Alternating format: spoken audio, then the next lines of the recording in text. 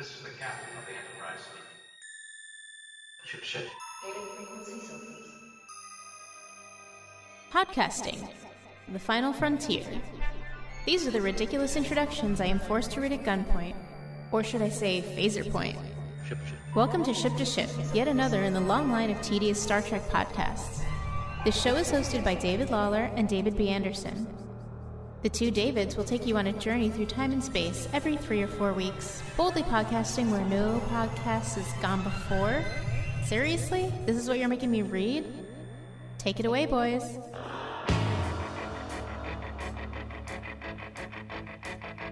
It's astounding. Time is fleeting. Madness takes its toll. But listen closely. Not for very much longer. I've got to keep control. I remember doing the time war, drinking those moments when the blackness would hit me and the void would be calling. Let's do the time war again. Let's do the time war again. Swinging on the high here. This is Ship to Ship. I'm David Lawler. I'm joined by David Anderson. And say hi, David. Hi, David. Okay, and we're going to... Hi, David. Oh, you were talking to them. So time travel is the theme, and these are the episodes that we're going to talk about are the episodes of note, highlights, if you will, from the franchise of Star Trek, and we're going to be talking about everything that's time travel related. Last week we talked about Time Zero. This week we're going to talk about the two-parter of Deep Space Nine called Past Tense and Past Tense Part 2. And these were the last episodes of Deep Space Nine to premiere before the premiere of Star Trek Voyager. Star Trek Voyager would premiere, I think, a week later. And in this episode, we're going to the year 2024. And and I think what is that? That's 4 years from now, basically, right? Yeah, I think we're headed that way. Actually, I just when I watch this episode, I'm like, this is supposed to be future San Francisco, if I'm not mistaken. Yeah, and it's not. It's actually a present day San. Well, it's sort actually, of. Yeah, it's a combination of present day San Francisco. It's like even. It's worse. I mean, it's a when very I saw this, weird thing. It's a very weird thing that what happens in this. It's what the writers are prophesizing. I believe Ira Stephen Bear, who was also the showrunner for Deep Space Nine and was responsible for really a lot of the show's success. He's also the one who made the documentary last year, What We Left Behind. And by the way, you can watch it on a couple of like free websites. You can just watch that for free. I just want to point that out. You like can. that. You can. Yeah, I bought it on Blu-ray the week it premiered, which was a couple of weeks after it, because we saw it in the theater too. We went over to. Oh, yeah, that was like a Fathom Events thing, wasn't it? Something like that. Yeah, it was at the Kaufman, and they show a lot of really cool. Well, they used. It wasn't. It wasn't for like the Free Brian Singer fund. No, I don't. I hope not. God knows, I hope not. Now it's basically kind of a magic bullshit device that brings. Sisko, Julian, and Dax to 2024. It's a transporter malfunction, isn't it? Yes, it's a magic bullshit device. That's what I said. Okay. Basically, you have chronotons because chronotons are part of the cloaking device of the Defiant. They get mixed up all in the transporter crap, but that doesn't really matter. What actually matters is the culture shock that our characters, our heroes, must endure for this two-parter where they get sucked into... They were headed down to San Francisco, but they wound up in the wrong time. So they wound up there in 2024, which is, I don't know how many years, let's say 1995, 1993, okay, 3, 4. It all seems so far away then. 1990, yeah, the episode was written and produced in 1995, so this is roughly 19 years, or 20 years, into the future that they're predicting, because I think the writers were seeing 30 years. 30 years. Was 30 years. 90 to 24. That's actually 30.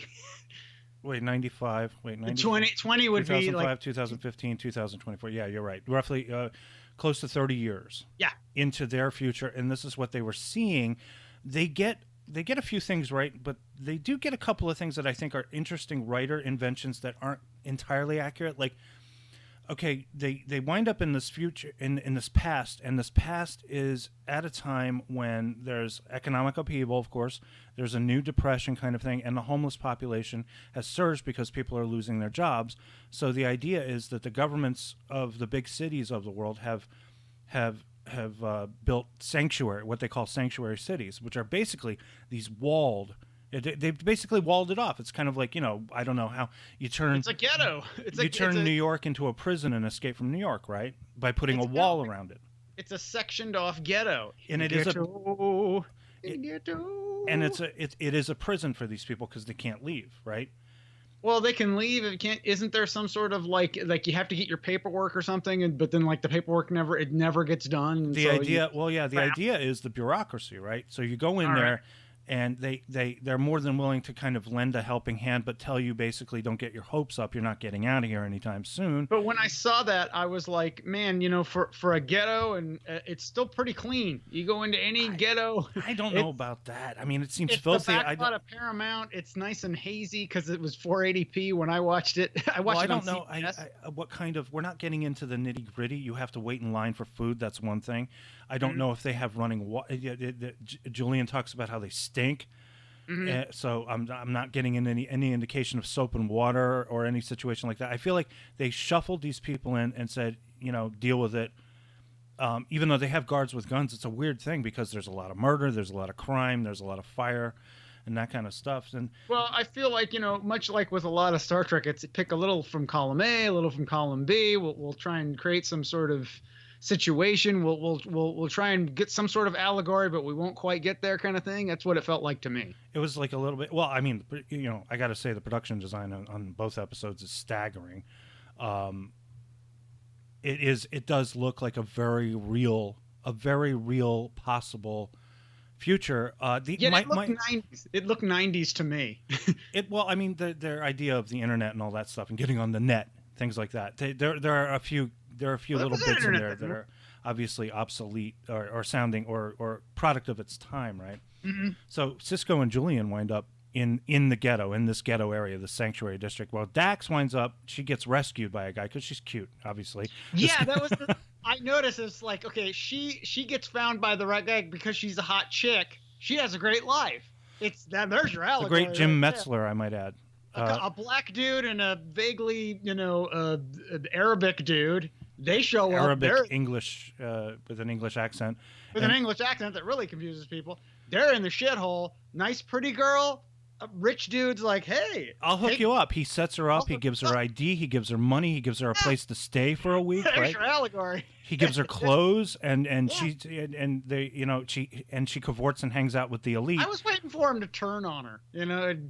I was waiting for him to start smacking her around, and no, she had a great life. Well, he's like we would have a 3-parter if he had to do he turned out to be a bad, because there's enough bad guys. Well, bad guys in the situation are really just people who complain that their hands are tied. That is the real thing that really gets to me about this. I was so depressed watching it last night. And I'm looking at a map. There is a place you can go online where you can find a poop map of San Francisco, basically, because San Francisco streets are riddled with homeless people and they defecate everywhere. And so there's these maps that pop up with little poop icons on them saying, stay away from this area. It's covered in shit. You can go over here. Don't go over here, that kind of thing. I mean, there's and they're encamped everywhere. They're under bridges. Yeah, Seattle's turning into that too. I guess. I've heard stories about that as well. And there's another Dallas and Austin, Texas, too, turning into these big, enormous homeless encampments. It's these liberal sort of strongholds. It's the liberal utopia / nightmare of that we don't have an easy answer to this. And it is the liberal idea that we can try to help these people. No, we're fucked. Humanity's fucked. You want to know? Watch the news. You'll know. So while Jadzia is getting this incredible, wonderful treatment from this guy, who obviously has a crush on her. And I mentioned before, it's Jim Metzler, and he was in a movie of mine, one of my favorites, called Sundown, The Vampire in Retreat, with, I believe, Bruce Campbell, David Carradine, Maxwell Caulfield, Emmett Walsh. It's a great vampire western back from the 90s. Oh, and Dick Miller's in this, too, playing a guard. He's the great Dick Miller. Yeah, as soon as I went, it's Dick Miller. Dick Miller, he was in one other thing. I believe he was in an episode of Next Generation, one of the early first season episodes, the first holographic adventure they had. He played a newspaper salesman or something. Yeah, I felt that his turn from not giving a shit to giving a shit was a little like convenient for the show. I felt. Well, I rather liked it because it was he says early on, he says, "What do you want me to say? Do you want me to say I feel sorry for these people? What's that going to do?" I mean, obviously he's a great actor anyway. Well, let me tell you something. I worked in a grocery store in a somewhat ghetto neighborhood. You stop giving a shit a couple weeks in, you're like, these fucking shoplifters, Well, that's because the problem is you've got a mix of people in the sanctuary district. You have the people, it's great. They have nicknames for everybody. They have the gimmies. Those are the ones who are applying for public assistance. You have the ghosts. Those are the crazy people. Or ghosts are maybe criminal. And then they call them dims or something. They must be like the nuts or something. So you got all three of these groups all stuck in here. And that's why you can't get anything done, because you're not sectioning anything off and you're not helping. And Julian, throughout the episode, throughout both episodes, he's completely appalled at this. He's like, how could you let it get this bad? And Sisko keeps trying to tell him, this will all lead to change. That's a thing about it is the hopeful message of this is that it gets so bad that finally something happens. But unfortunately, Julian and Sisko get into this problem here because this guy named Gabriel Bell was the guy who instigated the Bell riots, took these hostages, but did not, according to history books, he did not kill any of the hostages, and he was a martyr, basically, and that caused society to change for the better. Yeah, that was something I wanted to get into, and we'll review First Contact later. But it's like he's talking about how all this great change happened because of this. Well, it didn't fucking last long, because then the World War III happened a few years later. Well, the World War III, I mean, they kind of changed everything around, because remember when Spock said, I think in the Space Seed episode, that it was 1992 through 1996 was when we had the Third World War. So I think they changed things and moved things up a little bit. Wasn't that sort of the time of Khan? It wasn't. I don't think that was World War III, like the whole sort of like genetically engineered. They people? called it the eugenics wars, and they said 200 years and trapped in suspended animation, and that Khan was one of those leaders. You're saying that they're kind of doing a Planet of the Apes. They're doing a Planet of the Apes where first it's 3978, then it's 3955, then it's 39. Retconning, basically just retconning the whole thing. So, but according to this, Bell instigated these riots and it caused great political change. But what happens at the end of the episode is that Bell is trying to defend, because they're trying to, beat up Julian, and Sisko intervenes, and there's a big fight. Bell gets in the middle of it, and he gets shot or stabbed or something, and he dies. So Sisko balls out, just says, "Fuck it, I'm going to assume Bell's identity and become him." He does. And now I got a question. Is there some sort of circular logic of he was destined to become that? Geez, I don't know. You mean like a paradox? paradox? Because at the end, Jesus you show Christ. a picture. Yeah, they show up. I don't know. Maybe it's a joke.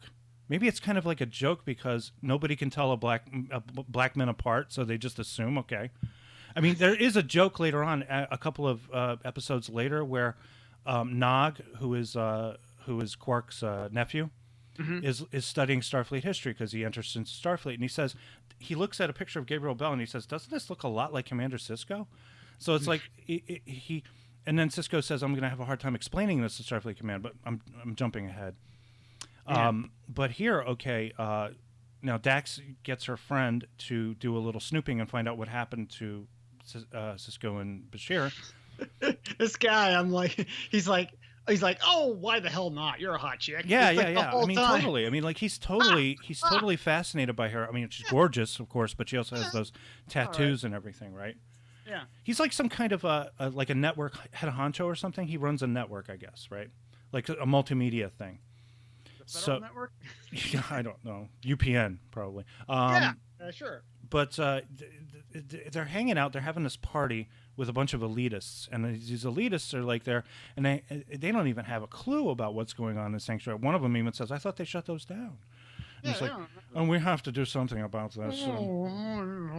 They're very, very elite, and Jaziz's just trying to swallow and just deal with these nitwits. And so she's doing her own research. She manages to break in.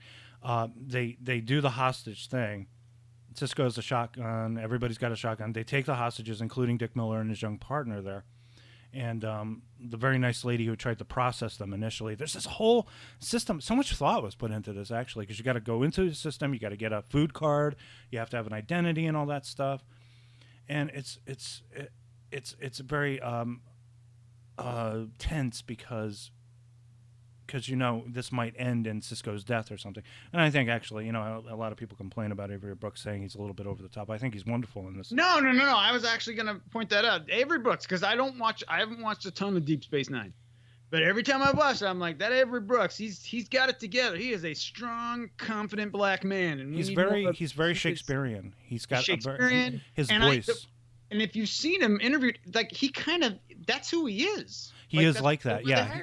There is a presence to him. Exactly. Like, and my wife loves his voice. She just loves. She could close her eyes and just listen to him talk. I mean, like she loves like a lot of those kind of guys, like Lawrence Fishburne, Tony Todd, people like that who are very Shakespearean. I think she actually got to see Tony Todd doing Othello in Michigan. Oh. I don't think she got to meet him though, but she did get to see him. She didn't say Candyman 3 times, did she? Candyman. Be my victim. So Dax gets in. They have the hostages. They got this crazy guy who is he's like a loose cannon or something, and his name is Biddle. They make fun of him too. And then there's this other guy, Webb, who is a true hero kind of guy. And they take these hostages and they want to talk. And Deborah Van Valkenburg's in the second part. Remember, she was in Streets of Fire. And she was in that Ted Knight sitcom. Remember, That's Too what Close I was for remembering Comfort. her from. I was remembering her from that. She was the smart one. She wasn't the blonde. Yeah, she was the smart one. Yeah. And she plays the commissioner of police or whatever, and she promises to negotiate with them, and they really they're trying to push this thing of we got to close down the sanctuaries and get these people jobs and that kind of stuff. And the thing that really depressed me about the episode was that something Bashir said. He said it's not. I mean, like Sisko says, it's not that they don't care. It's just that they're so overwhelmed, and that leads to apathy, and it's really kind of disconcerting. I think the problem, though, for me, and as far as the realism of the episode, and we can talk about this, is that I don't think that our government or the governments of the world would actually get to a point where they would just put walls up and put people into places. I don't think that they have. Our country is building a wall to keep Mexicans out. They might be, but that's a border. That's a. We're talking about our own citizens. I just don't think that they have the resources or the drive to do that. I think they just let things get worse, and I think San Francisco is just going to be a big pile of shit and homeless people. Well, and here's the way we do it here. I mean, we have what are called like tent cities, and eventually they become overgrown, and then the cops come in, and there's a great outrage with all the liberals, and they all get moved. I don't know where they go. Did they just chase them off a? I think they just chase them off, or they chase them off and then they come back or whatever, because a lot of people like to be out west, especially in a place like San Francisco, right? You're in New York, okay? I remember before Giuliani came in and cleaned it up, it was bad. What did they do with all of those mentally ill, skeezy, crazy homeless people? They went somewhere. I have no idea. Maybe we had some success stories. Maybe they died. I don't know. Maybe they turned them into hamburger meat. I don't know, but. He did clean up the city substantially. There are plenty of things that can be done. I know a lot, like especially out west, a lot of homeless people just sort of camp in national parks, and since it's federal land, until they kick them out. but a lot of the local governments over there have lifted regulations about that. A lot of them don't, especially San Francisco. Like Gavin Newsom was not hearing anything about any homeless problem. He didn't even want to admit when he was mayor of San Francisco that there was a homeless problem. Meanwhile, they were camping out in front of City Hall. Bad. When you say we have a problem, people are, the homeless. The homeless is a strange issue. No one seems to care. Not even churches care about homeless people because It's because a lot of the people that are homeless, I would say a good percentage, and a lot of people, they are living paycheck to paycheck, and then something happens before you know it. You could say they're living in their car, but a lot of people don't even have cars now anymore. yeah, but a lot of us live paycheck to paycheck. We really And do. so it'd be like one bad move, you're fucked, and you have a family, so you're homeless temporarily. But people, we have a system where they give you just enough to not die. They give you just enough rope to hang yourself with, I think. Exactly. But I think I did a lot of reading up on it too, and a lot of the origin of homeless, how a person becomes homeless, the main reason that people become homeless is because of family tragedy. Something terrible happens, and they may be left on their own to fend for themselves, and they can't because they can't take care of themselves. It's interesting. Even though we've become a more sort of connected society, we're also a more isolated society in the sense that everybody is kind of, and that's the problem of everybody is just like on their own. Like there's the break. It's like they called like you know what? Maybe the Republicans are right. The breakdown of the family unit, the nuclear family unit, and people used to be like, you'd have Pop, you'd have Gam, you'd have everybody, and liberal democratic policies in big cities just don't work. They just don't work because too much money is going into too much money goes to unions when they're trying to construct houses, which is so bizarre because you can look on the market and you can see houses that are reasonable. And you could probably try to buy if you got a little help, but nobody wants to help. And then when they try to get together and build houses, suddenly it costs $300,000 to build a house. I'm like, what? So here's the problem: you try to do something nice, you try to help, and you always get screwed over.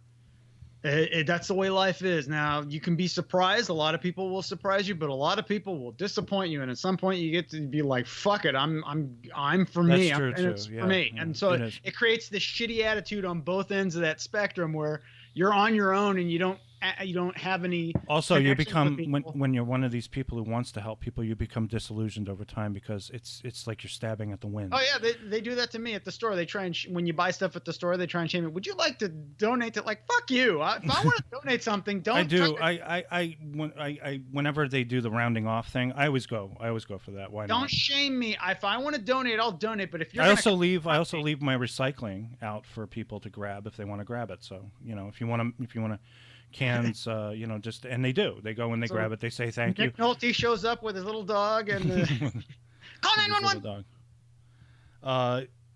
But here there is a coordinated effort to just isolate the homeless, and a lot of this isn't a lot of people's fault. Like Webb. Webb is a perfect example. He's a guy who had a job, lost it, couldn't take care of his family, and then the way he tells the story, he and his family were told, "Oh, there's a great new opportunity opening up. It's in this sanctuary district. You can go in there, you can live," and it turns out to be just this kind of prison that you can't get out of. Mental illness is a real problem, and it's getting worse because everybody's everybody's a little bit crazy no matter what you do, but then people get put on medications that actually makes you crazier, and so that just fucks up your whole life, and then you need a pill to function, and it just fucks up your whole thing. Yeah, that's true. I mean, there's a lot more going on there, but they do the writers take an incredible stab at this, and it's really creepy. It's really creepy. Oh, did I mention that the second part of the episode, the second episode is directed by Frakes, actually, and he does a really wonderful job too directing. Well, Frakes, fine director, of course, one of the better ones, of course, and also he's a guy who he will do anything to remain employed. So he's like, yes, I'll direct anything. I don't care. I don't even care if it's Picard. Because maybe it's because television gives you more time, but I would say his directing work is better on television, probably because there's just more of it than his films. Well, the problem with the films is probably that you've got studio interference, you've got producers up your ass. Well, that's what he said when he was working on Insurrection. He said there was a lot of interference. He wasn't even able to really make a decent movie out of the script. When we get to Star Trek 4, I'm going to mention about Nimoy and his direction and my thoughts on it. So we'll get to that. Well, Nimoy and Frakes, they're the guys. They directed 2 movies each out of the feature films. Mm-hmm. It's weird though that I don't know Nimoy, but we'll talk about that when we get to Star Trek 4. Yeah. But for the for the remainder of this episode. So Dax comes in. She gets Jim to turn on the network so they can tell their stories, get their stories out there. Oh, we get a nice little cameo bit from Clint Howard, which was great to see. Yeah, he just sort of popped up out of nowhere. He's just crazy. I mean, he's crazy. He says he's got that face. When he shows up, you see that face. Oh, he's crazy. He steals Dax's communicator, gives it back to her. It claims that he's invisible. You know, he's a dim, I guess you call. Although actually, you know, he is part of the Star Trek family. If you go back to like the little kid with the he was Baylock, and he really doesn't look any different. No, he doesn't. And then later he pops up in an episode of Discovery. Well, he also plays a Ferengi in an episode of Enterprise as well. Did he need any makeup? Yeah, I know. I mean, you cannot.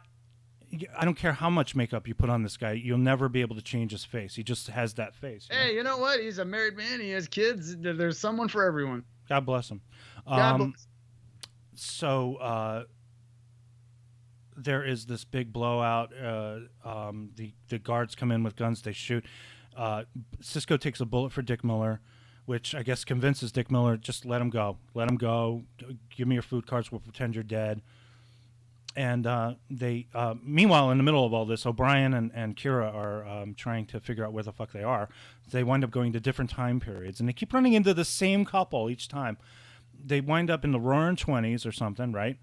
And there's a couple there, and then they leave again. Yeah, that seemed kind of random. It was just they should just show up in the wrong. They keep showing up in the wrong time. They show up in the 60s, and the same actors are playing different people this time. They're playing hippies. So looks like the same set too. They're like peace, man. You know, they're like made for TV hippies. It would have been great if there could have been a tie-in between that and the Voyager episode with Ed Begley Jr. looking about like 60 years old. And oh man, in the 60s. Ed Begley was a weird one. Okay, but. So, you know, I mean, there's some preachy elements to it, too, because Bashir keeps asking, how could we have let this happen? And Sisko's like, I don't know, Doctor. I just don't know. You know, and it's, meanwhile, and then we have to deal with the weird occurrence of Gabriel Bell looking a lot like Ben Sisko. Mm-hmm. But all in all, these two episodes are wonderful. They're just incredible. And they both, they premiered in January of 1995. Oh yeah, this was about the time because like I remember I started watching Deep Space Nine. I actually really enjoyed it, but for some reason I just sort of gave up about 2 seasons in. So maybe season and a half in, I was like, I think what the problem that we had was the same problem that Voyager had too, and the same problem maybe that Enterprise had, is that it was too close and too much like a pre-programmed kind of Next Generation thing. So Deep Space Nine for me improved immeasurably when we started up with the Dominion War and Worf, when Worf came to the show. It got so good after that. That was when I think that's around, I gave up like around like 90, right? I think I gave up right around the time I started watching Babylon 5. The show nobody watched. The show, but yeah. They had a fan base, and they had a couple of good series. And they had movies too. I mean, they had a fan base, definitely. Oh, yes. They didn't get that. They didn't get the kind of publicity bump that a Star Trek show gets. It didn't get the bump until they put it on TNT, and it was the only good thing on TNT. But they did. I mean, they had incredible science fiction writers working on that show. Harlan Ellison worked on that show, you know? Yeah. So, but what I like Voyager would improve immeasurably after the third season because of the introduction of 7 of 9. They had all these ideas in place because of her, and she's easy on the eyes. That show made a lot of 12 and 13-year-old boys happy. I know that. Yeah. And then Enterprise would improve immeasurably after the second season when they launched their season-long story arc with the Xindi. And we're going to talk, actually, that's on my list of episodes to talk about. There are 2 episodes from the third season of Enterprise that are time travel related, and they're a lot of fun, and they're from that third season. I will say, like on a technical level, because I watched everything on the CBS All Access. I know they're on other services too, but I watched them all. Now I watched on the other one. Bless you. On the other ones, when we watched Next Gen, they were all like HD. That was great. But these are Deep Space Nine. They're not HD, but whatever they did, it may have been even a remaster because it was close to HD quality. It was an upscale, but it was good. It was like I noticed that too on Netflix because that's where I watched them. Mm-hmm. when we get into like the 4th season, suddenly the quality is really, really good. I can't say the same about Voyager though. That's like nobody cares about Voyager. So Well, Voyager I think improves visually toward the end, maybe like 5th, 6th, 7th season, maybe. I guess it's honestly I like literally like the analog or what like the digital. Maybe they went from analog tape to digital tape and that like cleaned it up or something. I don't know. I know they're all SD, but yeah. So yeah, I mean, it takes a little while for the shows, for all of these shows, to find their footing and start telling stories on their own terms, because they were too close to Next Generation. I think Next Generation is a very big shadow over all of them. Yeah, I was actually thinking about Next Gen and how, despite how good it is, and in fact, it's actually probably a better representation of what Star Trek they were intentionally kind of trying to do originally. I still think that the original old Star Trek probably still had the more cultural impact than Next Gen or anything after it, just because even though Next Gen was probably more watched, more popular, but it was like, oh, we're now in the world. It's much like the way we are with Star Wars now. Well, we have Star Wars. It's in perpetuity. We're going to get something, or James Bond. It's like it's in perpetuity. It doesn't have. Well, you had the bigger explosion, I think, of not necessarily when the first movie came out, but when Voyage Home came out. Voyage Home was it's like the first movie to become a real big box office success, like making over $120 million domestically, because they hadn't made that kind of money. Even Star Trek II, which was a big hit, but it wasn't. Actually, to get super nerdy with numbers, the motion picture was the highest grossing film. But internationally, though, for some reason, internationally, the motion picture was more popular than 2 and 3. Interesting. And possibly 4, too. I'm not sure. But there's like they didn't actually make a higher grossing film than the motion picture until the 2009 Star Trek. Like if you adjust for if you're doing the big money thing. Motion picture is like close to a $300 million hit in today's dollars. But you got like less than 1,000 theaters for that movie, but you had like over 4,000 theaters for 2009 Star Trek. Yes. So it's gonna, of course, the numbers are gonna be bigger.